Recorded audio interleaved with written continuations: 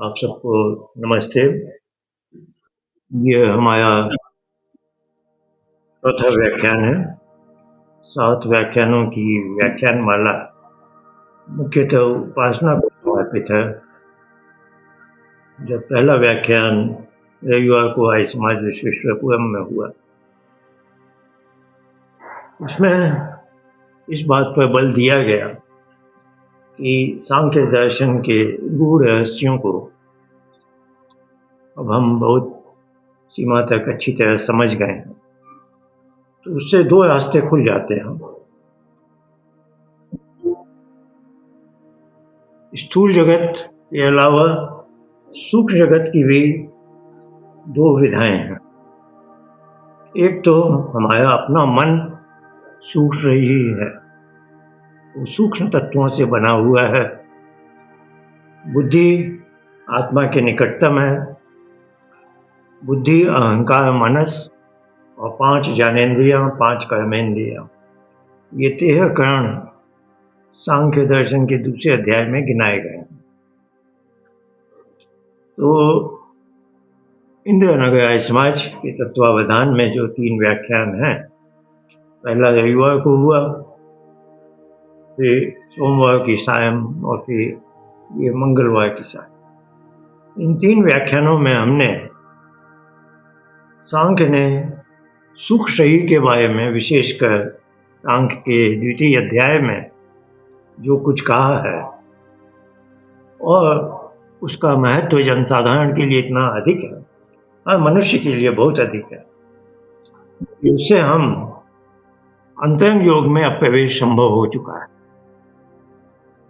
अष्टांग योग में पहले 5 अंग यम, नियम, आसन, प्राणायाम, प्रत्याहार, ये बहिरंग योग कहलाते हैं, जो तैयारी कराते हैं। तो ये अंतरंग योग में धारणा, ध्यान, समाधि, तो ऋषियों ने जो विधि हमें बताई धारणा में प्रवेश करने की, और वो पुष्ट हो जाए तो ध्यान में हो गया। तो धारणा ध्यान में प्रवेश करने की जो विधि थी, वो लगभग 500 साल न्यूनतम से लुप्त हो चुकी थी,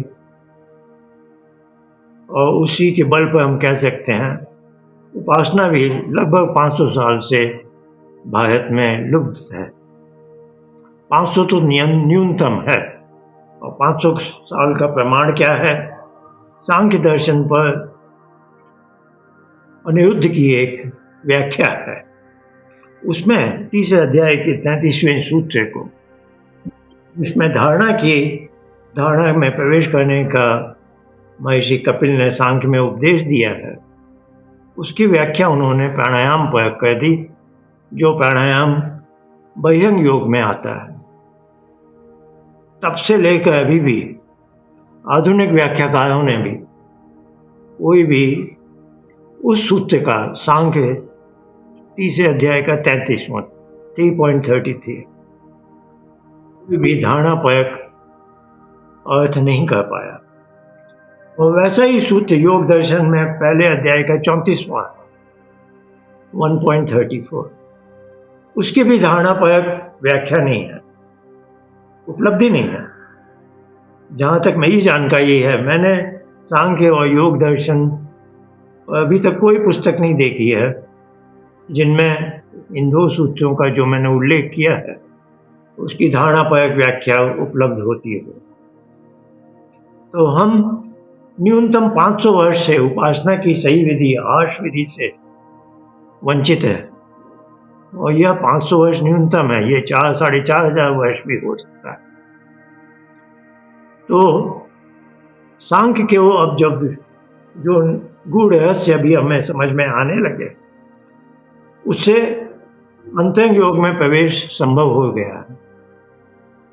अब धारणा, ध्यान, समाधि जो अंतरंग योग के अंग हैं, और इस पर हमने कल चर्चा की थी। हमने ध्यान के बारे में भी बोला, कई शब्दों के बारे में बताया जहाँ भ्रांति हो सकती है। ध्यान शब्द भारतीय संस्कृति में, भारत की भाषाओं में प्रचलित शब्द है।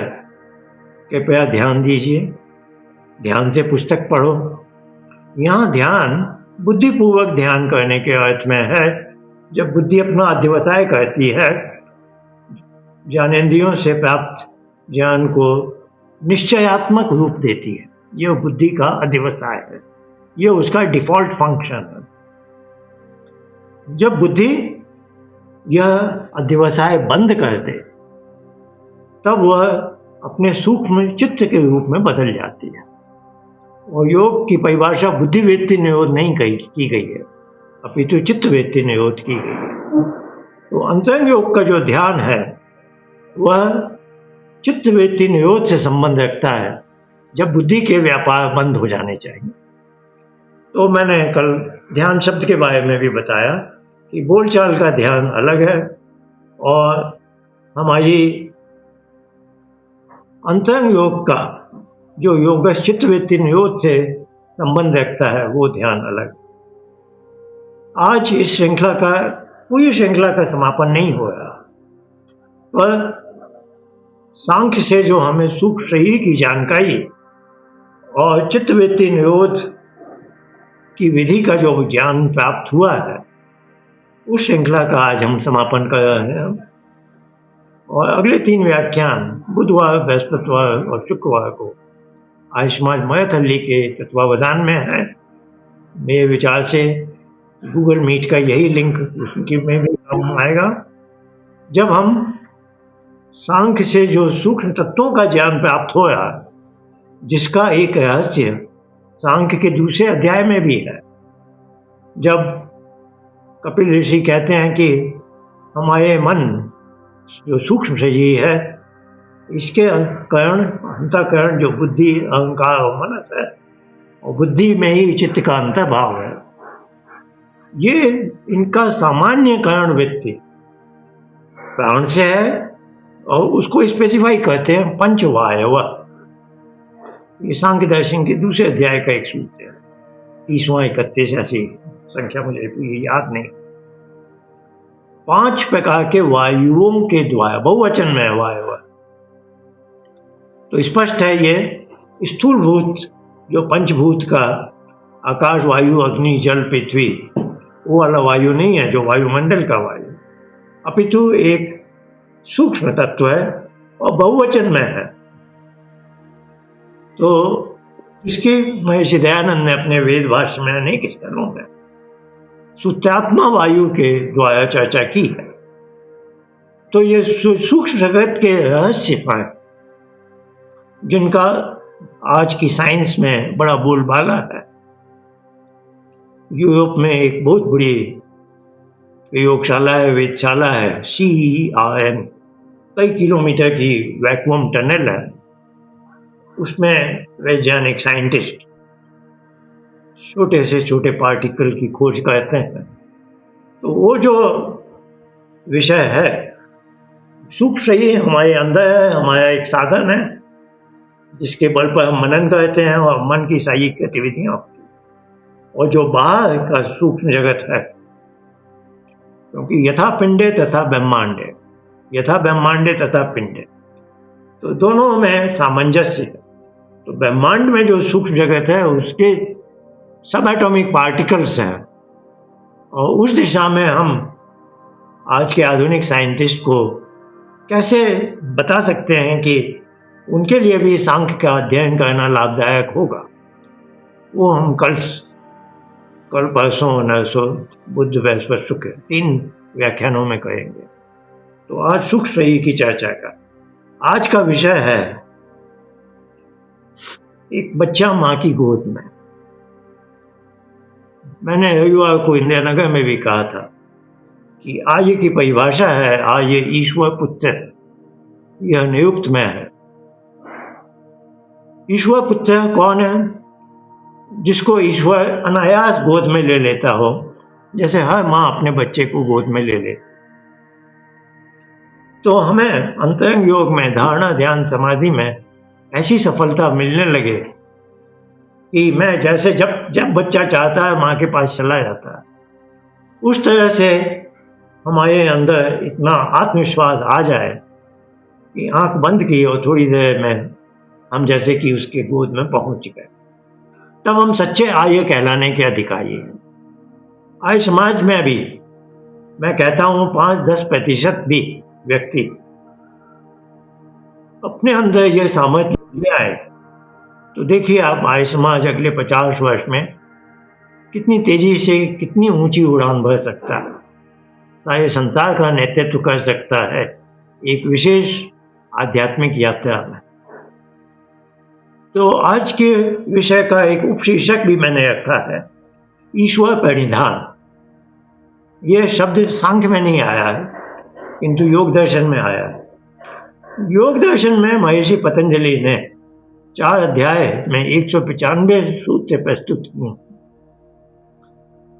तो योग दर्शन की बात करते समय मुझे बहुत आरंभ में यह कहना आवश्यक है कि मानव समाज में 3 श्रेणियां हैं और किसी जाति में, जाति शब्द यहाँ स्पीशीज के लिए, गाय, घोड़ा, ऊंट, हाथी, कुत्ता, बिल्ली, और किसी भी जाति में श्रेणियां ऐसे नहीं बन सकती। अब ये सब गहराई में मैं अभी नहीं जा सकता, एक विषय में चले जाओ तो बहुत समय भी लगता है। संकेत दे रहा हूं कि मनुष्य और पशु में अंतर है कि हमें बुद्धिपूर्वक कर्म करने की स्वतंत्रता है। तो सांख्य में भी यह विषय आता है 5वें अध्याय के अंत में, कर्माधिकार, जो मनुष्य को ही प्राप्त है। कर्माधिकार क्यों प्राप्त है?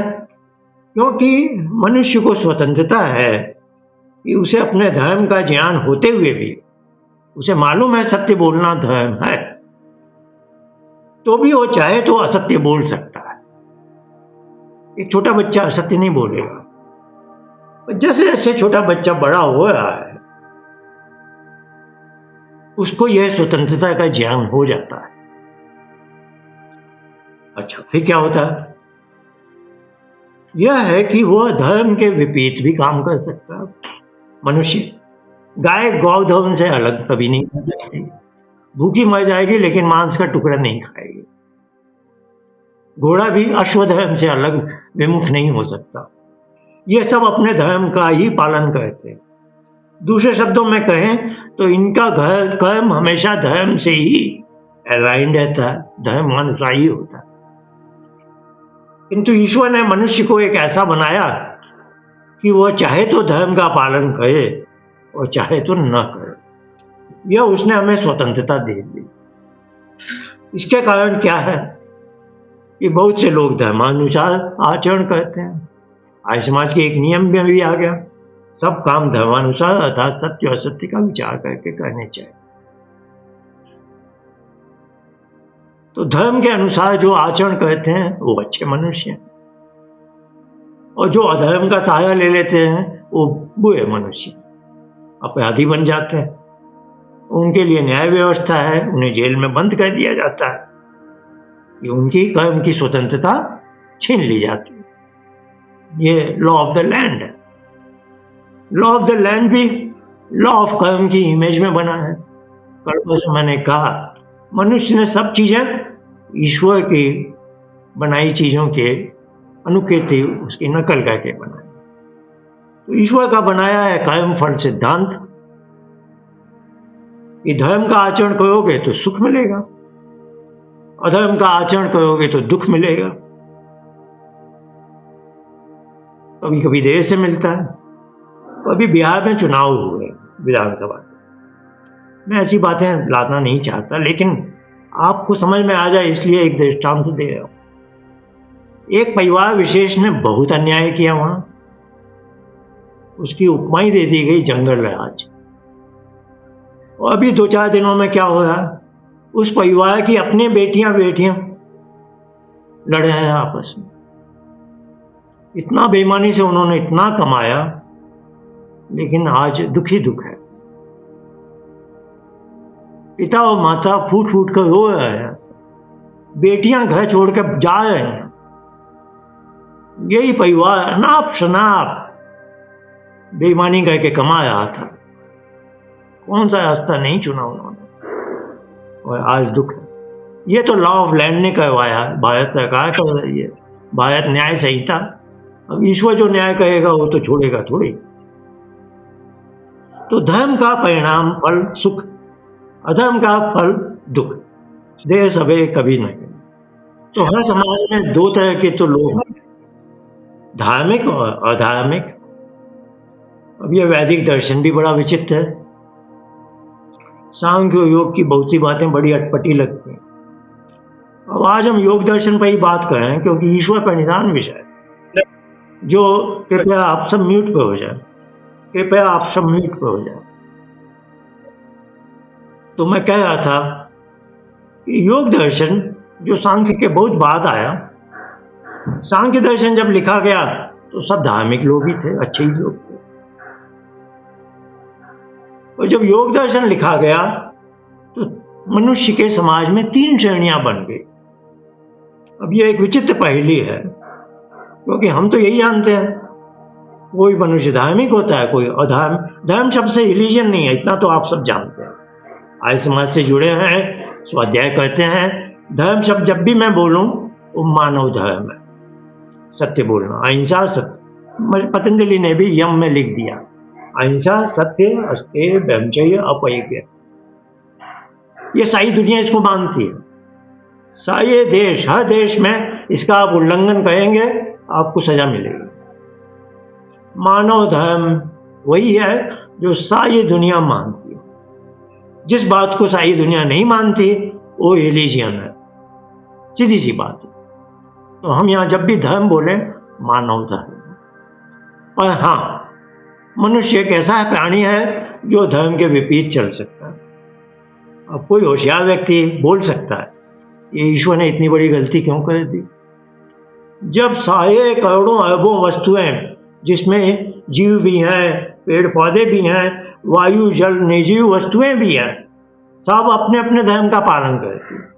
पृथ्वी तेजी से दौड़ रही है 1,00,000 किलोमीटर प्रति घंटे की देर से, और 24 घंटे में अपने धुरी पर भी एक चक्कर लगाती है, कभी नहीं होती। ये अपने धर्म का पालन करेगी।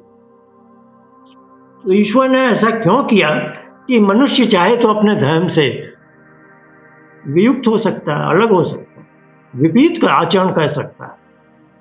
इसका छोटा सा जवाब दे दूं क्योंकि आपके मन में यह उठ सकता है। यदि ईश्वर मनुष्य को भी ऐसा ही बना देता कि हर मनुष्य मानव धर्म का पालन करता तो सुनने में बात बहुत अच्छी लगती है, सब लोग बहुत अच्छे अच्छे मनुष्य होते। लेकिन तब क्या होता, मनुष्य भी एक पशु बन जाता। मनुष्य को कर्म करने की स्वतंत्रता देकर मनुष्य को उसने मनुष्य बनाया, यह उसकी व्यवस्था है। अभी हम इस विस्तार में नहीं जाएंगे। अब प्रश्न उठता है, महर्षि पतंजलि ने योग दर्शन में 4 अध्याय लिखे। पहले अध्याय का नाम है समाधि पाद, उसमें उन्होंने योग पर चर्चा की। अब दूसरा अध्याय लिखने चले गए। जिसको योग अनुकूल पूरा नहीं पड़ता उसको उपदेश देना और आवश्यक था, तो उसके दूसरे अध्याय का साधन पाद का उपदेश दिया। तो साधन पाद का उपदेश शुरू होता है क्रिया योग से, समाधि पाद का उपदेश शुरू हुआ योग से, साधन पाद का उपदेश शुरू हुआ क्रिया योग। अब दूसरे अध्याय का भी आधा हिस्सा क्रिया योग करके अगला आधा जिसको हम बोलेंगे उत्तरार्ध, 27वें 28वें सूत्र के बाद उन्होंने एक तीसरी चीज बता दी। एक तीसरी विधि बताई, उसका नाम है अष्टांग योग। चलिए वो भी अच्छी बात है, 55 सूत्र तक पहुंच गए। और उन्होंने अष्टांग योग के 8 अंग में 5 ही अंग की बात की दूसरे अध्याय में। 3 अंग उन्होंने छोड़ दिए, धारणा ध्यान समाधि। अब फिर तीसरा अध्याय आरंभ किया, विभूति पाद उसका नाम रखा, उसमें धारणा ध्यान समाधि रखा, और ये भी बता दिया ये अंतरंग योग है, अर्थात बाकी जो 5 अंग हैं वो बहिरंग हो गए, बाहर के अंग, उनका उतना संबंध नहीं है योग से। योग की तैयारी है, हाँ भाई अहिंसा का पालन करो, सत्य का ये यम हो गया, नियम है, शौच संतोष, ये सब आप जानते हैं। यम नियम आसन प्राणायाम प्रत्याहार, ये 5 बहिरंग योग। अब फिर तीसरे अध्याय में धारणा, ध्यान, समाधि और अष्टांग योग की अंतिम परिणति तक पहुंच गए। फिर चौथा एक अध्याय लिखा, छोटा है वो अपेक्षाकृत, बाकी सब में 50, 52, 55 ऐसे सूत्र हैं, उसमें 40 से कम है। उसका नाम है कैवल्यपाद। उसमें उन्होंने हाई फिलॉसफी लिखी कि ये कैवल्य क्या होता है। जब आत्मा अपने शरीर से वियुक्त हो जाए तो केवल हो गया, केवल यानी ओनली, अकेला हो गया, तो वही है मुक्ति, वही है मोक्ष। तो उसकी चर्चा उन्होंने कैवल्यपाद में की। अब आप देखें, वो 3 मनुष्य समाज की 3 श्रेणियों के लिए 3 अलग अलग उपदेश दे हैं, योग, क्रिया योग और अष्टांग योग। अब उन्होंने बता दिया, और ये सूत्र सांख्य में भी 2 बार आया, अधिकारी तय विधि का, ऐसे अभी मेरे पास सामने है नहीं, ये पहले अध्याय में भी है सांख्य, और सांख्य में 6 अध्याय है, तो छठे अध्याय में भी है। तो सांख्य के ऋषि कपिल ने भी कहा कि भाई योग साधना सबकी जल्दी जल्दी नहीं होती है, सब कोई कितना समय लेता है, कोई कितना, कोई कितना। तो उन्होंने कहा 3 तरह के अधिकारी हैं। तो इसको बोलचाल में हम बोलने लगे उत्तम अधिकारी, मध्यम और मंद। अब बताइए, ये सांख्य ने भी किया, ये मनुष्य समाज की 3 श्रेणियां हैं, और पतंजलि ने भी वो किया। और पतंजलि ने तो 3 श्रेणी मनुष्यों के लिए 3 अलग अलग प्रेस्क्रिप्शन भी डाल दिया, योग, क्रिया योग और अष्टांग। अब आप ये सोचिए कि मनुष्य या तो धार्मिक है, अधर्म वाला अच्छा मनुष्य, या अधर्म वाला है अपराधी प्रवृत्ति का। अब ये तीसरा मनुष्य क्या हो सकता है, आप सोचिए। ये एक बड़ी गंभीर पहेली है, और इसका समाधान तो निकालना ही होगा, नहीं तो हम कैसे समझ पाएंगे। तो ये समझना आवश्यक है। और ये पहेली और ये श्रेणियां देखिए, बहुत ध्यान से सुनिए इस बात को। आर्य समाज इसमें थोड़ा पिछड़ रहा, दुख के साथ बोल रहा हूं, मैं भी आर्य समाजी हूं, मेरा जन्म ही हुआ आर्य समाज में, मैं दुख के साथ बोल रहा हूं कि ये जो 2 श्रेणी की भी बात की, धार्मिक और अधार्मिक, ये आचरण और कर्म के आधार पर, ज्ञान के आधार पर नहीं है। ये नोट कर लीजिए आप बात। मनुष्य समाज की 3 श्रेणियां, अच्छे मनुष्य, बुरे मनुष्य। आपने बहुत किताबें पढ़ ली, पीएचडी कर ली और न जाने क्या क्या कर लिया, तो जरूरी नहीं है। उस परिवार विशेष की मैं बात कर रहा था, वो लोग मूर्ख श्रेणी के नहीं थे, वो भी बहुत चालाक, बुद्धि बहुत तगड़ी थी उनकी भी, तीक्ष्ण थी, लेकिन वो बुद्धि का दुरुपयोग करते थे, अधर्म का सहारा लेकर। आज हो रहे हैं बुरी तरह से घर में बैठे, तो सबके साथ होता है। यजुर्वेद के 40वें अध्याय, जिसको ईशोपनिषद कहते हैं, असूया नाम त्रिलोका, दूसरा मंत्र है, कुर्वन्य वे कर्माणि जिसे विशेष एवं तो ये ना नत्य तो अस्ति, यानी कर्म किए बिना तुम्हारा कोई सहारा ही नहीं है। मनुष्य को कर्म योनि, आप सोफा पर, पलंग पर लेटे लेटे समय टाइम पास कर लिया, ये भी कर्म माना जाएगा और इसका भी फल मिलेगा। आप सोचो, मैंने तो कुछ किया नहीं, कुछ न करना भी कर्म है और उसका आपको फल भुगतना होगा। तो मैं ये कह रहा था कि श्रेणियां, अच्छे और बुरे मनुष्य की श्रेणियां ज्ञान के आधार पर नहीं है, कर्म के आधार पर, आपके आचरण के आधार पर। हमारे समाजियों को कभी कभी बड़ा गर्व हो जाता है, हमने सत्यार्थ प्रकाश पढ़ लिया, ये पढ़ लिया, वो, हम ईश्वर जीव प्रकृति के बारे में सब कुछ जानते हैं, तैतवाद को पूरा समझ गए हैं, ये है वो है। ठीक है, आप बहुत समझ गए, अच्छी बात है, पर आपका आचरण कैसा है, आपका कर्म कैसा है, उस आधार पर आपको श्रेणी मिलेगी। तो ये समझना बहुत आवश्यक। अब ये तीसरी श्रेणी कहां से आ गई? धर्म और अधर्म की तो बात समझ में आई, तो यहां कर्म की जो फिलॉसफी है वो समझना होता। मैंने कर्म फल सिद्धांत बोला, और पतंजलि के सूत्र का सहारा लूं तो जहां ईश्वर परिधान शुरू होता है, ईश्वर परिधानाद्वा, पहले अध्याय, तो उसका अगला ही सूत्र है, ईश्वर के बारे में क्या बताया, क्लेश कर्म विपाकाश है अपयामिष्ट। जिन्होंने थोड़ा योग सूत्र पढ़ा है वो समझ गए होंगे मैं किस सूत्र की बात करूं, और इसका हिंदी में थोड़ा सा जल्दी में अर्थ भी बता देता हूं। ईश्वर में क्लेश है ही नहीं। क्लेश क्या है? कल भी मैंने लंबी चर्चा की संस्कारों के बारे में। कुछ संस्कार हैं जो हमें संसार से जोड़ते हैं, और कुछ हैं जिन संस्कारों के बल पर आप मेरे सामने बैठे हुए हैं, जिससे हम संसार को बनाने वाले से जुड़ते हैं। वही तो आज विषय है, ईश्वर परिणाम, ईश्वर से जुड़ना। तो कुछ है संसार से हमें जोड़ने वाले, उन संस्कारों को ऋषियों ने एक परिवार का नाम दे दिया क्लेश। यहाँ क्लेश वो नहीं है जो घर में क्लेश हो जाते हैं कई बार, वो वाला क्लेश नहीं है ये क्लेश एक कुछ विशेष तरह के संस्कार है। अब इसका ये भी एक समूह है, अविद्या, अस्मिता, राग, द्वेष, अभिनिवेश। अभी हम क्योंकि इन चीजों में चले जाएं तो 10-15 मिनट और लग जाता है। जिन्होंने समझ लिया अच्छी बात है, जिन्होंने नहीं समझा कोई परेशानी नहीं है। क्लेश वो संस्कार है, कल हमने चर्चा कर लिया। अहंकार में हमारे सारा पुराना डाटा बना है, वो हमारा स्टोरेज डिवाइस है। जैसे ये लैपटॉप के अंदर एक ड्राइव चल रही है, उसके बिना ये लैपटॉप काम नहीं करेगा। वैसे ही हमारा माइंड काम नहीं करेगा यदि स्टोरेज डिवाइस के डाटा का उपयोग हम ना करें। तो वो जो स्टोरेज हाउस है, स्टोर हाउस है, जिसमें सारा कुछ पुराना है, पिछले ज्ञान का संस्कार, पिछले कर्म का संस्कार और पिछले भोग का संस्कार, वो सब वहां सुरक्षित रहता है काफी समय। और तो ये पिछले जन्म जन्मांतर से भी आता है।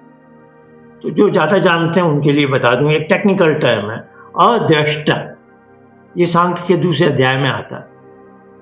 तो अहंकार में इस जन्म के पिछले ज्ञान कर्म भोग के संस्कार हैं, और पिछले जन्म जन्मांतर के भी हैं, उनको कहते हैं अदृष्टा, जो अभी इस जीवन में हमने नहीं देखा था, पिछले जन्म से हम उसको कैरी फॉरवर्ड ला है।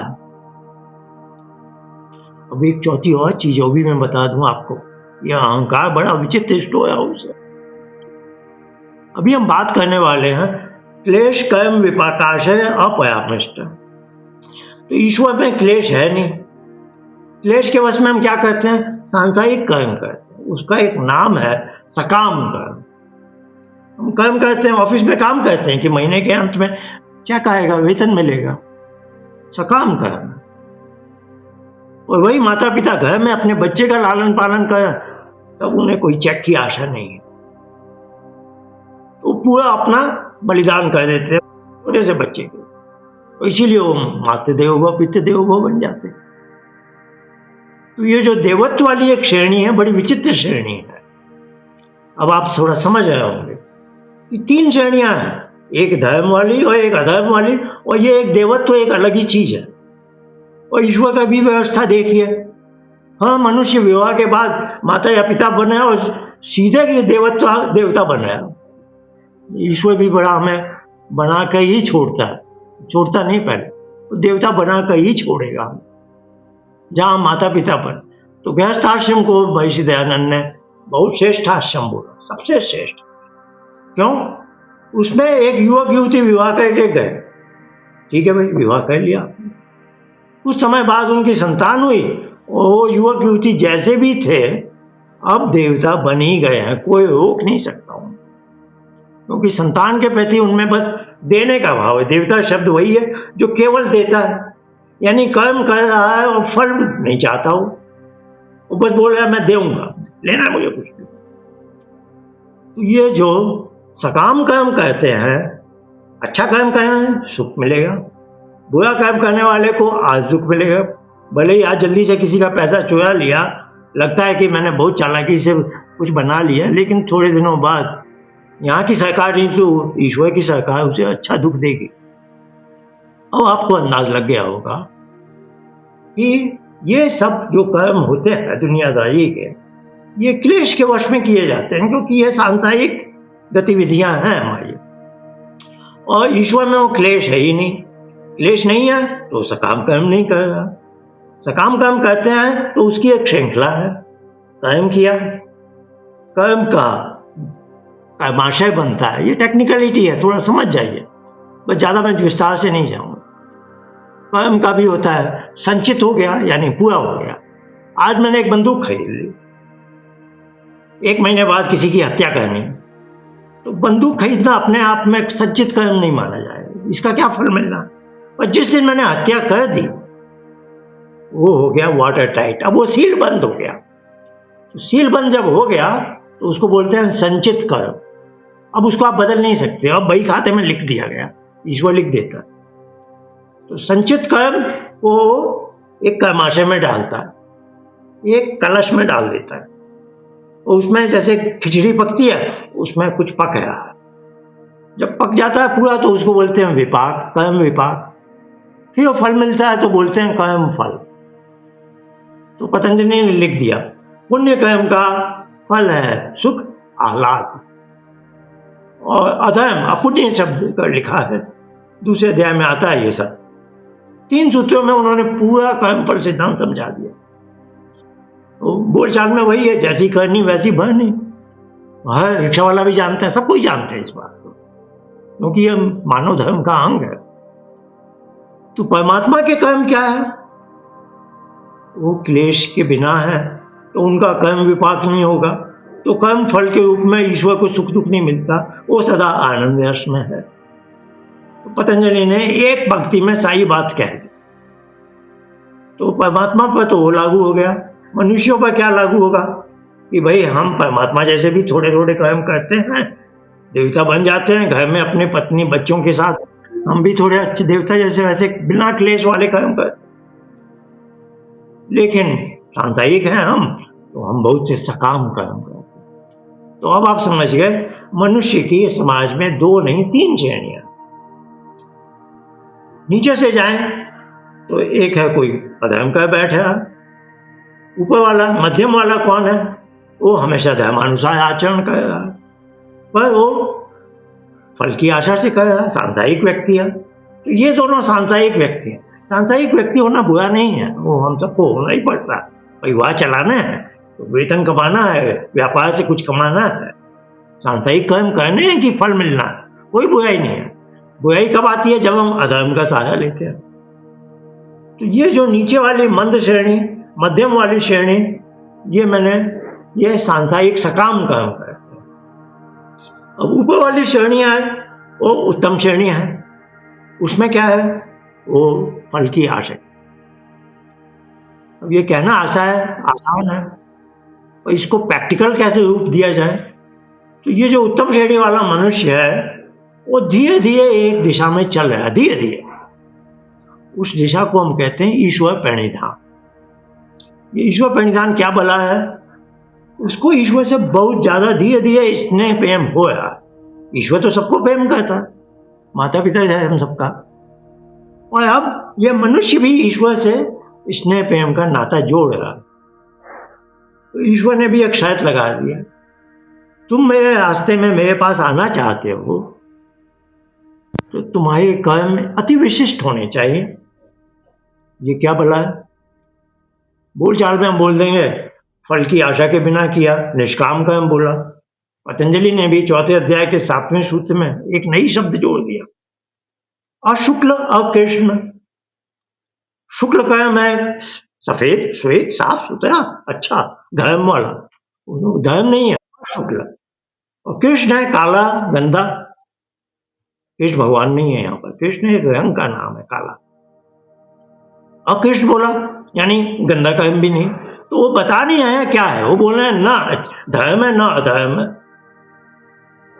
वही है तीसरी चीज, इसका कोई सही शब्द ही नहीं है, पर सही शब्द है और वो है ईश्वर प्रणिधान। मोटे अर्थ में मैं समझाता हूं, ईश्वर प्रणिधान का अर्थ होता है कि मैं तुम्हारा पुत्र बनकर, तुम्हारा प्रतिनिधि बनकर संसार में रहता हूं। तो जैसे तुम्हारे कर्म है वैसे ही मेरे भी कर्म है। दूसरे अर्थों में बोलते हैं मेरे सारे कर्म तुम्हें समर्पित है, मैं ऑन योर बिहाफ में संसार में जिंदा रहता हूं। जैसे कि मैं तुम्हारा एम्बेसडर बन गया, तो ये व्यक्ति को भी कोई गलत काम कह ही नहीं सकता। तो ईश्वर प्रणिधान की क्वालिफिकेशन बहुत तगड़ी है, आपके कर्म सब उसको समर्पित हो। मैंने तुम्हारे कहने पर या तुमने मुझसे ये आशा की तुमने मुझे संसार में भेजा है और मेरा नाम ही मेरे माता पिता ने हरिश्चंद्र रख दिया। मैं बचपन से ही समस्या में हो गया, मैं झूठ बोल ही नहीं सकता। सत्यवादी राजा हरिश्चंद्र की कहानी सुन रखी थी, तो मेरे अंदर एक बात घुस गई। वैसे ही ईश्वर परिधान आपके अंदर घुस जाए ना, तो आप क्या कहेंगे? नहीं, मेरा कर्म हमेशा हाईएस्ट क्वालिटी का होगा और मैं असल में मैं कही नहीं रहा, उसके कहने पर मैं कर रहा हूं, बस उसका आदेश है ये। तो ये ईश्वर परिधान की मौलिक भावना है, अपना जीवन उसको समर्पित कर देना। चाहे आप गृहस्थ हो, ब्रह्मचर्य में हो, आप किसी भी जीवन काल में ऐसे जी सकते हैं, कठिन नहीं है। और हाँ, वो कठिन परीक्षा बड़ी कठिन लेता है, पर जैसे जैसे आप इसमें सफल होते जाएंगे, परीक्षा थोड़ी और कठिन होगी, लेकिन आप समझ जाएंगे कि वो मुझे अपनी तरफ खींच रहा है। तो ईश्वर परिधान में आप पहुंच गए, तो अब क्या हो गया? अब वो तो आपको अगाध स्नेह प्रेम से आप प्रेरित कर रहे हैं। माँ बच्चे को कोई बोल सकता है क्या मेरी माँ ने मुझे कम स्नेह प्रेम दिया? कोई कह सकता है क्या मेरे पिता ने मेरे लिए स्नेह प्रेम कम किया, मुझे ये स्कूल में भेजा, उस स्कूल में नहीं भेजा? जब आप खुद पिता बनते हैं तो सब याद आ जाता है कि हाँ, वो भी भूखा है कि मुझे क्या क्या कहता था, वो माता ने भी क्या क्या किया, सब याद आ जाता है एक समय में। तो जो ईश्वर है वो हमारे लिए तो सुपर माता है, सुपर पिता है। तो क्या क्या कुछ करता है हमारे लिए। हमें मालूम था क्या 2 किडनी होनी चाहिए शरीर में? तो उसने सब व्यवस्था की हुई है, हमें ऐसा उत्तम शरीर दिया, उत्तम मन दिया, सब कुछ दिया। अभी गिनते गणना करने से कोई लाभ नहीं। तो ईश्वर के प्रति समर्पण ऐसा हो, तो उसके लिए पतंजलि ने उत्तम श्रेणी का मनुष्य बनाया और उसको समाधि पाठ कर सीधे उपदेश दिए। तो इसकी मैंने हिंदी में अनुवाद यही किया कि जैसे लौकिक जगत में हम देखते हैं, कोई भी बच्चे ने कभी नहीं कहा कि मुझे माँ की गोद में जाने में कभी कठिनाई, कोई बच्चे ने शिकायत नहीं की, कह भी नहीं सकता। हाँ, कोई अनहोनी हो गई कि बच्चे को जन्म देते ही बेचारी सुरक्षित आ गई, ऐसी अनहोनी ना हो तो कोई बच्चा ये नहीं कह देगा कि मैं माँ के पास जाता था और माँ मुझे तिरस्कृत कर देती थी। नहीं, सब माँ बच्चे को पास में ले, ये इतना नैसर्गिक है और किसी बच्चे को सिखाना भी नहीं पड़ा कि माँ के पास जाओ तो ऐसे चलना है, ऐसी आंखों से ये देखना है, कुछ सिखाने की जरूरत नहीं। तो आज हम एक अजीब सी बात कर रहे हैं कि यदि आपने ईश्वर परिधान को आत्मसात कर लिया, तो जो समाधि और बड़ी बड़ी हम बातें कर रहे हैं इतने दिनों से, वो अनायास हो। आपने आंख बंद की और उसने आपको अपनी गोद में ले ली। तो आपको अपने ईश्वर परिधान की परीक्षा लेनी है, तो ऐसे लीजिए कि मैं उसकी गोद में पहुंचने में मुझे कितना कमी है, यानी मेरा उसके प्रति स्नेह प्रेम पक्का नहीं है। और जब आप आंख बंद करके ध्यान उपासना का अभ्यास करते हैं तो पता चल जाता है कि आपके चित्त पर कहीं और से कुछ अलग प्रकार की वृत्तियां आ रही हैं। तो आपके अहंकार से चित्त पर जो वृत्तियां आ रही हैं, आप चित्त को मत बदनाम कीजिए, अहंकार को मत बदनाम कीजिए। वो बहुत ईमानदारी से अपना काम करते हैं, वो आपको वही संदेश भेजते हैं जो आपको वास्तव में प्रिय है, आपको अच्छा लगता है। अभी इस समय मैं बोल रहा हूँ बड़ी बड़ी बातें हूँ, और यदि आपके मन में कुछ और विचार आ गया तो आप ध्यान रखिए, वो विचार आपके लिए बहुत महत्वपूर्ण है और यह आपकी बुद्धि, चित्त और अहंकार आपको बता रहे हैं। यदि कोई और विचार नहीं आया इस क्षण में, तो आपको पतंजलि का यह संदेश सुनना बहुत ही प्रिय है, पता चल जाता। वैसे ही जब आप ध्यान उपासना के अभ्यास में बैठते हैं तो ईश्वर की तो चित्तवृत्ति बन नहीं सकती कभी। तो ईश्वर को पाने के लिए क्या है, चित्त की वृत्तियों का, सिनेमा हॉल का जैसे पर्दा एकदम साफ होता है वैसा होगा। चलिए, कल हमने बात की एक ब्लैंकिंग टेक्निक की, सांख्य 3:33 और योग 1:34 के आधार पर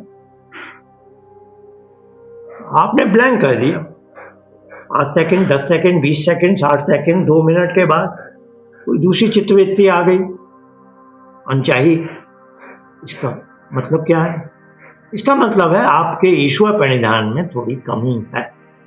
जिस दिन आपके चित्त को पता चल गया ना कि मेरे स्वामी तो ईश्वर को ही समर्पित है, और इस समय जो बैठा है ना मेरा स्वामी है, टाइमर लगा के, इस समय कोई और चीज से उसको विघ्न डालने का बनता ही नहीं, तो आपका वो पर्सनल सेक्रेटरी आपको बहुत अच्छी तरह से जानता है।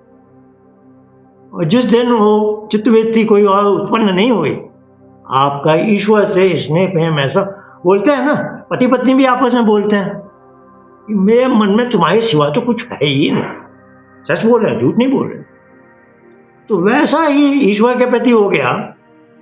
बस अंतर यह है कि पति जब पत्नी से बोल रहा है कि मेरे मन में तुम्हारे सिवाय कोई और है नहीं, तो एक बात है कि मेरे मन में तुम हो और दूसरा कोई है नहीं। तो ईश्वर के बारे में थोड़ा अलग हो जाता है कि मेरे मन में तुम्हारे सिवाय कोई और है नहीं। इसका प्रमाण यह है कि मुझे चित्त पर कोई वृत्ति आती नहीं है और मैं चित्त से अलग होकर तुम्हारे पास,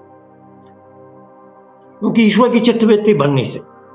पति के चित्त पर पत्नी की चित्तवृत्ति बनेगी तो वो कह सकता है मेरे चित्त पर केवल तुम्हारी चित्तवृत्ति है, किसी और की आती नहीं। और ईश्वर को तो वो कह नहीं सकता कि मेरे चित्त पर तुम्हारी चित्तवृत्ति है, क्योंकि ईश्वर की चित्तवृत्ति हो ही नहीं सकती। तो इसीलिए ये सही भाषाओं में निगेशन वाली भाषा, निषेध वाली। आप कहेंगे ऐसा क्यों? क्योंकि हाल ही है, ईश्वर की चित्तवृत्ति नहीं है। तो पतंजलि ने क्या कहा? योग चित्तवृत्ति नियोग। नहीं तो वो कैसे ईश्वर की चित्तवृत्ति की पराकाष्ठा ले आओ, आपका योग हो जाएगा। तो ईश्वर की चित्तवृत्ति है ही नहीं, हो ही नहीं सकती। तो दूसरी कोई चित्तवृत्ति का न होना इस बात का प्रमाण है कि ईश्वर से मेरा अगाध प्रगाढ़ ऐसा संबंध है कि मैं जहां आंख बंद करके बैठा और चित्त में और कुछ आता ही। आपको बात सुनने में अटपटी लग सकती है कुछ लोग, और ये हो जाएगा। कुछ महीने, कुछ साल, 1-2 साल, 2-4 साल के बाद आप पहुंच जाएंगे वहां। ये विधि बड़ी ताकतवर है ना। तो आज का ये विषय है, मैंने लगभग सही बातें कर ली हैं। हम जब योग में सफलता प्राप्त करते हैं तो क्या क्या होता है वो थोड़ा सा आज बताते हैं, क्योंकि आज हमने 3 श्रेणियों की बात कर ली। मनुष्य कोई आया है इस संसार में, बड़े बड़े महान ऋषि अग्निवायु आदित्य, कपिल, कणाद, पतंजलि से वो संसार में आए हैं। इसका मतलब है उनके अहंकार में थोड़े से क्लेश के संस्कार हैं।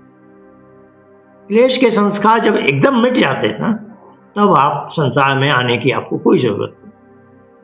तो क्लेश के संस्कार के होने में कोई बुराई नहीं है, क्योंकि बड़े बड़े ऋषि भी जो संसार में आए अपने साथ क्लेश के कुछ संस्कार लाए। अब ये जो मैंने 3 श्रेणियां बनाई हैं ऐसे करके लिखे, ये जो अधर्म वाले हैं, ये जो हैं धर्म वाले, और ये दोनों का कॉमन क्या है? ये सकाम कर्म कर रहे हैं। ये है, इसके सारे कर्म ईश्वर को समर्पित है। ये एक अलबेला व्यक्ति है।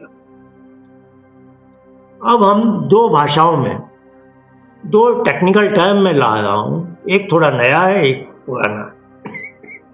मैंने पहले ही कह दिया, क्लेश, ये मनुष्य भी क्लेश लेकर आया है। इसके अहंकार में थोड़े से क्लेश के संस्कार हैं।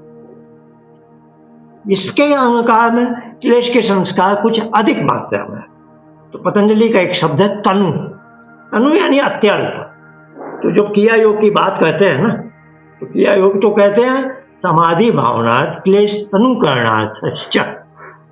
क्रिया योग से क्या लाभ है? समाधि में रुचि आएगी और क्लेश तनु हो जाएगा, कम हो जाएगा। तो इस व्यक्ति को, मध्यम व्यक्ति को बोल रहे हैं कि तुम्हारा क्लेश कुछ अधिक है, तुम क्रिया योग का पालन करोगे तो तुम्हारा क्लेश तनु हो जाएगा और तुम यहां पहुंच जाओगे। तो क्रिया योग वाले को, मध्यम श्रेणी वाले व्यक्ति को क्रिया योग का साधन अपनाने की प्रेरणा, शिक्षा दी जाती है। और वो शिक्षा क्या? ध्यान है तद्विद्या। ये 2-4 8-10 सूत्रों के बाद है दूसरे अध्याय में। मैं कोई बात अपने दिमाग की नहीं बोल रहा, या तो सांख्यिक है या योग दर्शन की बात। और जहां जहां सूत्र याद है थोड़ा बोलता जाऊँ। तो ध्यान हेयास तद्वित्तया, ये दूसरे अध्याय में 12वां 13वां 14वां उसके थोड़ा पहले। इससे क्या होगा? ध्यान, वही ध्यान की महिमा है। कल से हम यही सब बातें कर रहे हैं। ध्यान से तुम्हारे क्लेश का हनन होगा। और ये बात सांख्य में 30वें अध्याय के 30वें सूत्र में भी मैंने कही, रागो अपति ध्यानम। वहां क्लेश के बदले राग है, वो भी मैंने कल बताया, उपलक्षण है, प्रतिनिधि है। तो सांख्य में भी यही कहा, ध्यान से राग का हनन होगा और ये व्यक्ति क्वालिफाइड हो जाएगा उत्तम व्यक्ति बन। तो क्रिया योग से यहां पहुंच जाओगे आप। फिर जो पहले अध्याय समाधि पाद में योग का उपदेश हो, वो आपको लाभ देगा। फिर आप उस अध्याय को ध्यान से पढ़कर लाभान्वित हो सकते हो। ये व्यक्ति कौन सा है? ये जो थोड़ा अधर्म की ओर झुकने लगा है। तो हमारे ऋषियों ने ये जो क्लेश के संस्कार अहंकार में वो बहुत ज्यादा छटपटाने लगते हैं कि बुद्धि को गलत दिशा देने लगते हैं। महर्षि कपिल सांख्य में दूसरे अध्याय बुद्धि की परिभाषा ही उन्होंने कर दी, तत्कार्यम धर्मादि। ये धर्म का ही आचरण कराती है बुद्धि। और उन्हें भी दुनियादारी मालूम है। एक दो सूत्र के बाद बोलते हैं, यह कभी कभी विपरीत दिशा में, अधर्म की दिशा में भी ले जाती है। यानी ये अब इसका डाउनफॉल हो गया, ये यहां पहुंच गया। ये मनुष्य मध्यम श्रेणी का मनुष्य का पराभव हो गया और ये बन गया मंद श्रेणी। तो अभी जो क्लेश के संस्कार अहंकार में थे, वो इतने छटपटाते हैं, इतने ज्यादा उसको संसार में नहीं बल्कि संसार के गड्ढे में डुबा देते हैं। वो बिहार का परिवार जानते हैं ना, सबके सामने है। तो उनका क्या हो जाता मालूम है आपको? उनके बुद्धि में अशुद्धि आ जाती है। ये एक नई चीज है। अभी तक हम क्लेश से लड़ना चाहते हैं, क्लेश कम करें। अभी क्या है, बुद्धि में ही अशुद्धि आ गई। आपको कपिल भी बहुत महान है, क्योंकि उन्होंने बुद्धि का बता ही दिया कि बुद्धि खाली धर्म करती है, तो ये अधर्म कर रहा है। तो इसमें हम कहते हैं कि उसके चित्त में अशुद्धि आ गई। अब ज्यादा इसमें नहीं जाएंगे। अब जहां अष्टांग योग शुरू हो रहा है ना, वहां अष्टांग योग का पूरा स्पेक्ट्रम हमें बताया जा रहा है। ये दूसरे अध्याय का 26, 27, 28 सूत्र। अष्टांग योग की ताकत पूरी बताई जाएगी। क्या है? एक तरफ है अशुद्धि क्षय, चित्त की अशुद्धि का क्षय हो जाता है। दूसरी तरफ बोल रहे हैं विवेक ज्ञान की प्राप्ति, अविवेक ख्याति, यहां से यहां पहुंचे। अष्टांग योग की इतनी ताकत। तो योगाभ्यास से, जो हमने ध्यान उपासना का अभ्यास कल थोड़ा किया, हम रोज कहें 2-4-5 मिनट वाला, आज भी कहेंगे। और आज मुझे संध्या भी करानी है, संध्योपासना वाली। तो क्या लाभ होते हैं? सबसे पहले ये 3 उंगली ऐसे रखूं तो जो एक नौसिखिया रुचि आ गई, चलो भाई 5 मिनट 7 मिनट का ध्यान उपासना का अभ्यास करते हैं। सबसे पहले क्या होता है, ये अशुद्धि नष्ट हो। स्पेक्ट्रम बताया ना उन्होंने। सबसे इस छोर में अशुद्धि का क्षय, अशुद्धि का क्षय हुआ तो ये व्यक्ति मध्यम श्रेणी में आ गया। और यहां भी क्लेश पर्याप्त मात्रा में, बहुमात्रा में। अब ध्यान से हमने पहले ही चर्चा कर ली है, राग का आनंद, ध्यान यास तद्वेत्ति क्लेश तनुकरणार्थश्च, सब प्रमाण है। इसका भी क्लेश कम होगा धीरे धीरे और ये यहां पहुंच जाएगा। अब यहां पहुंचा वाले व्यक्ति को पतंजलि ने एक अनोखी बात कह दी पहले अध्याय में। पहले अध्याय में उन्होंने कहा कि मैं अपने शिष्यों को एक बहुत बहुत सुगम, बहुत आसान रास्ता बताना चाहता हूं। योग में पूरी सफलता पाने का रास्ता। एक उन्होंने विशेष चीज बता दी, एक सेक्शन है थोड़ा, ईश्वर प्रणिधानाद वाह, और वाह कह के वैकल्पिक भी करेगा, आपकी इच्छा है। क्योंकि ईश्वर प्रणिधान हर किसी के अनुकूल नहीं है ना, सारा जीवन ईश्वर को समर्पित कर देना। और कभी कभी मन में आता है ये ईश्वर है ही कौन। अभी मैं शनिवार को आया था, कहीं कोई प्रोग्राम नहीं था, एक परिवार में बैठा था, तो बच्चे भी थे। बच्चे के मन में स्वाभाविक प्रश्न, ईश्वर दिखाई तो देता नहीं, आप इतनी बात करते। तो मैंने कहा ये कुर्सी है लकड़ी की, इसको किसने बनाया बेटे? बच्चे ने कहा, एक बढ़ई ने बनाया। मैंने कहा, तुमने देखा था क्या उस बढ़ई को ये कुर्सी बनाते हुए? नहीं देखा मैंने, पर तुम्हें पूरा विश्वास है कि इसको बढ़ई ने बनाया। तो ये संसार में जो नॉन मैन मेड चीजें हैं, सूर्य है, चंद्रमा है, पृथ्वी है, वायु है, जल है, इतनी सारी चीजें हैं, इसको किसने बनाया? अब तो दो रास्ते हैं, या तो बोलो अपने आप बन गए, नहीं तो दूसरा है ईश्वर ने बनाया। एक कोई चेतन सत्ता ही तो बनाती है। और ज्यादा दूर क्यों जाना, हम अपने शरीर को तो हमेशा ही देख सकते हैं। आप अपने शरीर को देखिए, इसको किसने बनाया? आप अपनी माता से पूछिए, माता कहेगी, हाँ मेरे गर्भ में तो तुम बने थे और मैंने नहीं बनाया था।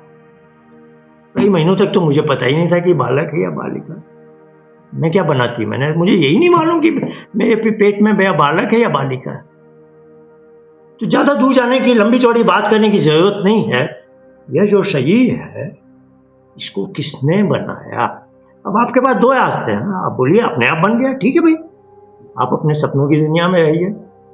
जब मैन मेड वर्ल्ड में कोई चीज अपने आप नहीं बनती, तो आप बड़ा कन्वीनियंट आपने सॉल्यूशन खोज लिया, ये तो अपने आप बन गया।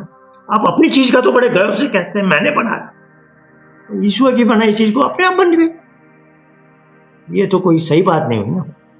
तो ईश्वर ने बनाया, ये स्वीकार कर लेना चाहिए। अब क्या है, अब सांख्य जो हमने गूढ़ रस खोल लिया, और आप ईश्वर को जान चाहते हैं, ईश्वर को पा लेंगे, आप ईश्वर की गोद में पहुंच जाएंगे। ये कठिन नहीं है, तभी तो आज का शीर्षक है बच्चा माँ की गोद में। बताइए, ये कठिन नहीं है। तो आज हम जो स्कीम ला रहे हैं, है तो पतंजलि की, वहां ईश्वर प्रणिधानात वह भी लिख दिया, वैकल्पिक है, महर्षि दयानंद का उपकार। उन्होंने एक वेदांती भाष्य भूमिका में एक अध्याय डाला, उपासना विषय। तो कल मैंने आपको बताया अंतरंग योग में धारणा में प्रवेश करना, निरोध छर्दन विधारणा, 3 शब्द थे, सांख्य में भी है और योग दर्शन में। और महर्षि दयानंद ये सूत्रों को अवहेलना नहीं कर रहे, वो हम पर विशेष अनुकंपा कर रहे हैं कि एक आसान रास्ता है, उससे भी आसान है, बल्कि 2 रास्ते हो गए। कल जो हमने बात की, आज एक नया रास्ता। तो धारणा के लिए वो बोल रहे हैं ओंकार जप। ये उनकी अपनी कपोल कल्पना नहीं है, क्योंकि पतंजलि ने भी ईश्वर प्रणिधानाद्वार लिया, फिर उसके कर्म विशेष है ये बताया, फिर उसका ज्ञान विशेष है। हम दूसरों से सीखते हैं, वो सर्वज्ञत्व बीजम, उसका ज्ञान भी अलग है। फिर बोला तस्य वाचक प्रणव, हर वस्तु का एक शब्द होता है जिससे वो जाना जाता है। ये मेरे सामने गिलास है, ये एक वस्तु है, इसका एक नाम है गिलास। इसको बोलते हैं ये वाच्य वस्तु है, वाचक उसका पद है। तो ईश्वर भी एक एंटिटी है भाई, और उसका तस्य वाचक प्रणव, उसका वाचक पद क्या है? प्रणव। अब ये बड़ी अलबेला चीज है। अब आप बोले हे प्रणव इधर आओ, ऐसे बोल नहीं सकते। क्यों नहीं बोल सकते? क्योंकि प्रणव शब्द का अर्थ ईश्वर नहीं है। प्रणव एक नाम है किस चीज का? एक ध्वनि का नाम है। ये टेक्निकलिटी है, ये संस्कृत व्याकरण की बातें हैं। तो असल में उसका वाच्य पद है ओम। ये भी ध्यान से सुन लीजिए, ये ओ के बाद म लिखें तो बोलेंगे ओम, ठीक है। और ये जो प्रणव ध्वनि है वो क्या है? ओम। इसको आर्य समाज में सब जानते हैं।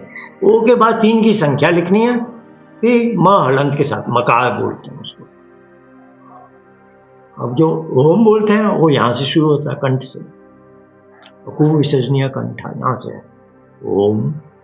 अब जब प्रणव ध्वनि बोलनी है तो नाभि से शुरू होगा, नाभि से हृदय 1 इकाई, क्योंकि वो प्लुत ओ है। प्लुत यानी ह्रस्व से की 1 इकाई, दीर्घ स्वर की 2 इकाई, और ये प्लुत है इसकी 3 इकाई।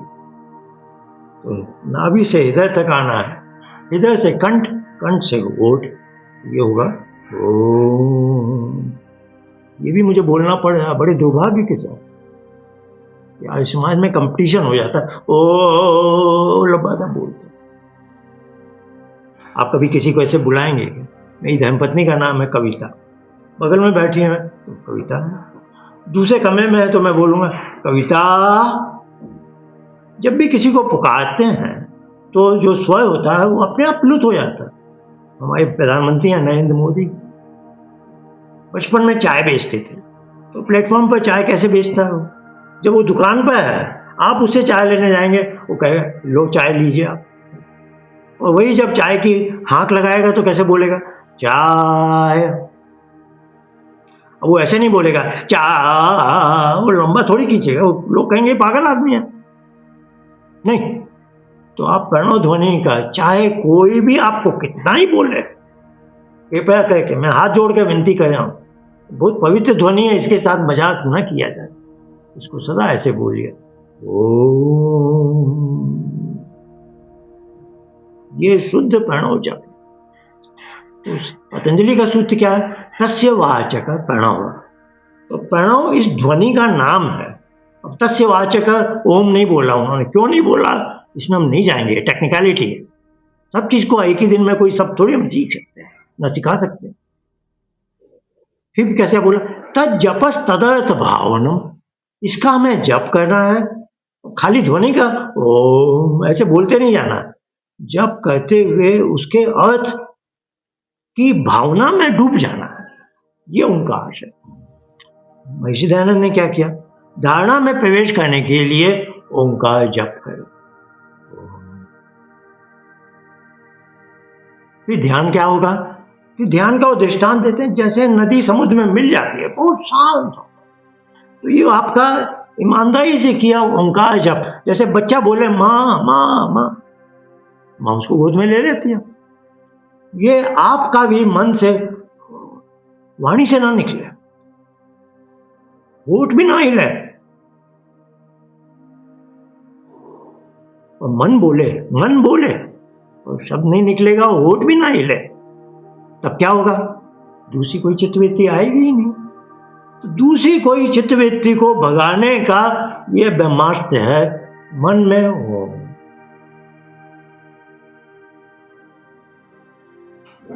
ये हो गया धारणा में प्रवेश, और कोई और चित्तवृत्ति आई नहीं, आप ध्यान में चले गए, जैसे नदी समुद्र में मिल गई। समाधि का वो दृष्टांत देते हैं, जैसे लोहे की कोयले की भट्टी में काला लोहा डाल दें, थोड़ी देर में वो भी अंगारे जैसा लाल हो जाता है। वैसे ही ईश्वर जो सच्चिदानंद स्वरूप, आप उसकी गोद में हैं तो आपको भी आनंद रस मिल गया। तो ये भावना है। आज मैं अब वो वाला नहीं करूंगा, चित्त क्या है, ये क्या है। 2 मिनट का हम सच्चे मन से तस्य वाचक प्रणव तज्जपस्तदर्थ, पतंजलि का आदेश, जो महर्षि दयानंद ने जिस पर अपनी मुहर लगा दी ऋग्वेदादि भाष्य भूमिका में उपासना विषय अध्याय में। हम बहुत शुद्ध पवित्र चीजों को के अनुसार काम कर रहे हैं, कोई गलत बात कोई भी नहीं।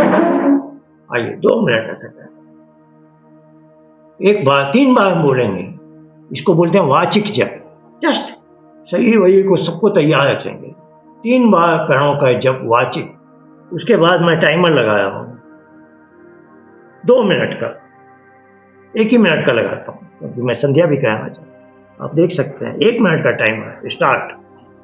तो 3 बार वाचिक जप, उसके बाद मन ही मन में केवल वो ओम चले, भजन है ना, ओम बोले में ये स्नान होगा वैसा ओम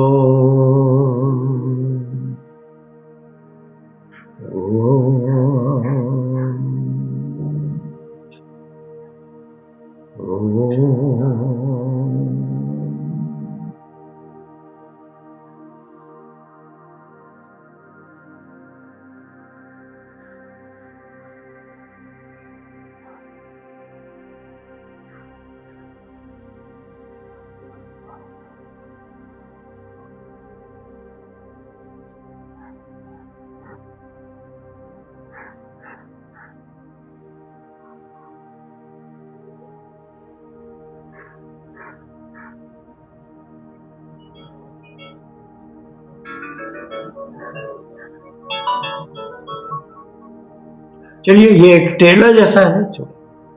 वह आप सबने समझ लिया होगा, यही मैं मान के चल रहा हूँ।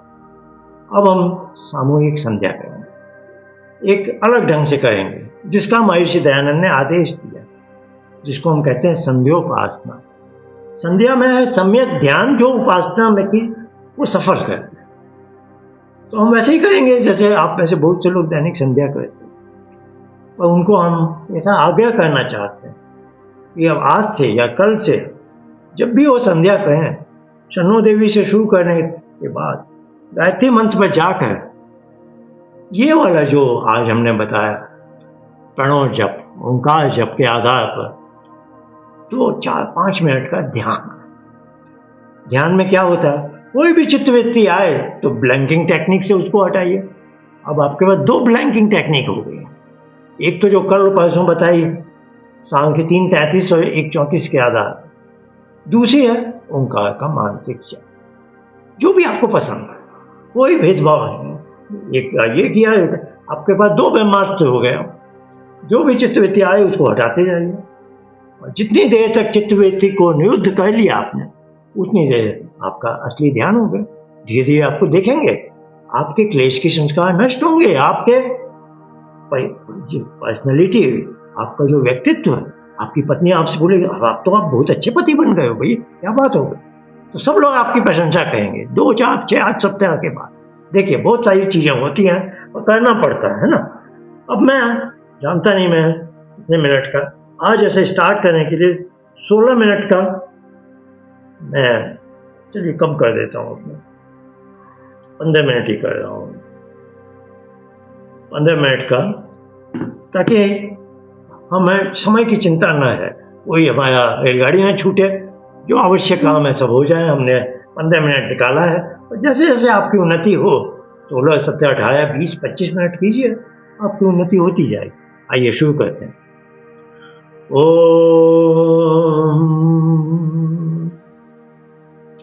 ओम शन्नो देवी अभिष्टय आपो भवन्तु पीतये शंयो अभिस्रवन्तु नः। ओम वाक् वाक्, ओम प्राणः प्राणः, ओम चक्षुः चक्षुः, ओम श्रोत्रं श्रोत्रम्, ओम नाभिः, ओम हृदयम्, ओम कंठः, ओम श्रेयः, ओम बाहुभ्यां यशोबलम्, ओम करतल करपृष्ठे, ओम भूः पुनः शिरसि, ओम भुवः पुनः नेत्रयोः, ओम स्वः पुनः कंठे, ओम महः पुनः हृदये, ओम जनः पुनः नाभ्याम्, ओम तपः पुनः पादयोः, सत्यं पुनः शिरसि, ओम कम्यं पुनः सर्वत्र, ओम भूः, ओम भुवः, ओम स्वः, ओम महः, ओम जनः, ओम तपः, ओम सत्यम्, ओम मृतं च सत्यं च अभिद्या अध्यजायत, ततो रात्यजायत, ततः समुद्रो अर्णव, ओम समुद्रादर्णवादधि संवत्सरो अजायत, अहोरात्राणि विदधद् विश्वस्य निश्चतो वशी, ओम सूर्यचन्द्रमसौ धाता यथा पूर्वमकल्पयत्, दिवं च पृथिवीं च अन्तरिक्षमतो स्म। ओम शन्नो देवी अभिष्टय आपो भवन्तु पीतये संयोगस्यवन्तु नः। ॐ प्राचीदिगग्निरधिपतिरसितो रक्षिता दित्यायिषवः। तेभ्यो नमोऽधिपतिभ्यो नमो रक्षितेभ्यो नमः ईशुभ्यो नमः योऽस्तु। योऽस्मान् द्वेष्टियं वयं दुष्मस्तं भोजम्भे दद्मः। ॐ दक्षिणादिगिन्दुधिपतिस्थिरश्चिराजि रक्षिता पितरिषवः। तेभ्यो नमोऽधिपतिभ्यो नमो रक्षितेभ्यो नमः ईशुभ्यो नमःभ्यो अस्तु। योऽस्मान् द्वेष्टियं वयं दुष्मस्तं भोजम्भे दद्मः। ॐ प्रतीचीर्वरुणोऽधिपतिः प्रदातु रक्षितान्नमिषवः। तेभ्यो नमोऽधिपतिभ्यो नमो रक्षितेभ्यो नमः ईशुभ्यो नमःभ्यो अस्तु। योऽस्मान् द्वेष्टियं वयं दुष्मस्तं भोजम्भे दद्मः। ॐ उदीचीदिक्तोमधिपतिः स्वजो रक्षिता शनिशवः। तेभ्यो नमोऽधिपतिभ्यो नमो रक्षितेभ्यो नमः ईशुभ्यो नमःभ्यो अस्तु। योऽस्मान् द्वेष्टियं वयं दुष्मस्तं भोजम्भे दद्मः। ॐ ध्रुवादिविश्वाधिपतिः कर्मा सजीवो रक्षिता विरुधैषवः। तेभ्यो नमोऽधिपतिभ्यो नमो रक्षितेभ्यो नमः ईशुभ्यो नमःभ्यो अस्तु। योऽस्मान् द्वेष्टियं वयं दुष्मस्तं भोजम्भे दद्मः। ॐ ऊर्ध्वादिबृहस्पतिरधिपतिः शुक्रो रक्षिता वशमिषवः। तेभ्यो नमोऽधिपतिभ्यो रक्षितेभ्यो नमः ईशुभ्यो नमःभ्यो अस्तु। योऽस्मान् द्वेष्टियं वयं दुष्मस्तं भोजम्भे दद्मः। ॐ द्वयं तमसस्मै स्वः पश्यन्त देवं देवच सूर्यमगन्मजो त्युत्तमम्। ॐ द्वितीयं जातवेदसं देवं वहन्ति केतवः। दृशे विश्वा सूर्यम्। ॐ चित्रं देवानामुदगादनीकं चक्षुरमित्यस्य वरुणस्याग्निः। आप्याद्यावः पृथिवी अन्तरिक्षं सूर्य आत्मा जगतस्तस्तुषश्च स्वाहा। ॐ तच्चक्षुर्देवैकं पुरस्तात् शुक्रमुच्यते। पश्येम शरदः शतं जीवेम शरदः शतं शृणुयाम शरदः शतं लभ्यवाम शरदः शतमदीनः स्याम शरदः शतं भूयश्च शरदः शतम्।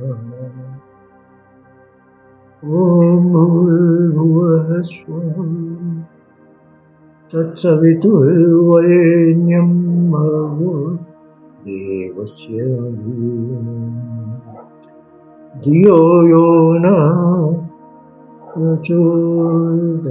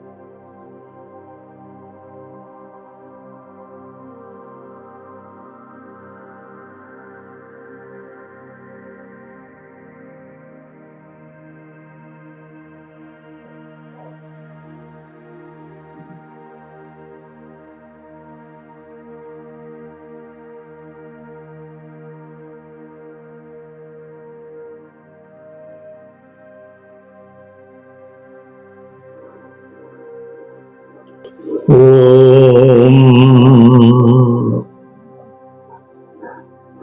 ये हमारी 15 मिनट की संध्योपासना थी।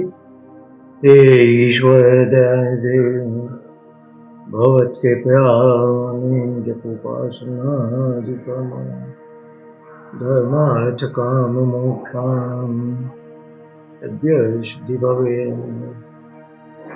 ओम नमः शंभवाय च मयूरभवाय च नमः शंकराय च मयस्कराय च नमः शिवाय च शिवतराय च।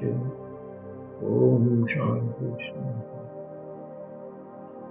तो मेरा आप सबसे आग्रह है, जो दैनिक संध्या करते हैं तो इस प्रकार इसे संध्योपासना के ढंग से कर सकते हैं, और जो किन्हीं कारण से दैनिक संध्या के अभ्यस्त नहीं है, वो ये जो ध्यान उपासना का जो छोटा सा मॉड्यूल हमने गायत्री मंत्र के बाद डाला था, उसको स्वतंत्र रूप से आप 5, 7, 10 मिनट तक कीजिए। इस प्रकार आज का यह व्याख्यान मैं अब यहाँ समाप्त करता हूँ। समय अधिक हो गया है, जो भी है, बचे समय में कोई प्रश्न उत्तर नहीं जाएगी और चित्तवृत्ति निरोध की अवस्था आपको प्राप्त हो जाएगी। चित्तवृत्ति निरोध हो गया यानी आपको समाधि मिली, ईश्वर ने आपको धारण कर लिया। अब वो पुरस्कार के रूप में आपको जो आपको अभीष्ट ज्ञान है, जो आपके लिए लाभदायक है, उसकी परिचय का आलोक, वो ज्ञान की एक व्यक्ति बनेगी जो चित्त पर बनेगी, है ना। तो ये 34वें अध्याय का जो 5वां मंत्र है ना, यस्मिन् निचरसाम यजुषि यस्मिन् चित्तम सर्वमोहतम, तो इसके बारे में मैंने कई प्रमाण दिए हैं श्री दयानंद के नवम समुल्लास से। कल मैंने निघंटु का भी दिया, 30 अध्याय के 9वें खंड से, है ना। और आज ये यजुर्वेद 34वें अध्याय का 5वां मंत्र का भी दे रहा हूँ। ये 6 मंत्र में मन के बारे में वर्णन है, बाहर से अंदर। तो ये 5वें मंत्र में संप्रज्ञात समाधि का उल्लेख है। जैसे ऋषियों को वेद के मंत्रों का ज्ञान दिया, वैसे हर मनुष्य को वो चित्त में देता है। तो निघंटी 3 में यही बात कही गई है। तो चित्त बुद्धि को देखिए, 2 हिस्सा है।